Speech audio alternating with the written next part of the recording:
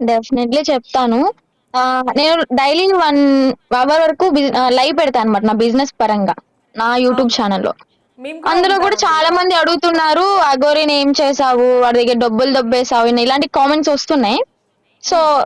ఇప్పుడు నేను క్లియర్‌గా చెప్పేసా అనమాట. అలాగా అపోహలో ఉన్న వాళ్ళకి, ఇమాజిన్ చేసుకుంటూ బతుకుతున్న వాళ్ళకి నేను చెప్తాననమాట ఇప్పుడు. హ్మ్. 2 మంత్స్ ఉన్నాను అంటే ఉన్నాను అంతవరకే. మనిషినున్నాను హ్మ్. గానీ మనసంతా ఎక్కడో ఉంది. అంటే? అంటే టోటల్ ఇన్‌ఫ్లూయెన్స్ చేశారు నన్ను. ఎలా అంటే తన మాటే వినాలి, తనతోనే ఉండాలి, ఎవరితోనూ మాట్లాడొద్దు. హ్మ్. అలాగే తన హ్యాండ్ ఓవర్‌లో పెట్టేసుకున్నాడనమాట. అంటే నాకిక్కడ ఒక చిన్న డౌట్ అండి. మీరు ఈ వశీకరణ ఇవన్నీ కూడా నమ్ముతూ ఉంటారా? యాక్చువల్‌గా నమ్మను. ఏంటి అంటే హ్మ్. తను వచ్చిన దగ్గర నుంచి ఆహ్, తన ఎంగిల్‌తో నన్ను ఇది చేసాడని చెప్పని డౌట్. ఓకే. అంటే ఒక క్వెషన్ మార్క్ ఉంది మీకు. డౌట్ అని కాదు అదే జరిగింది కూడా.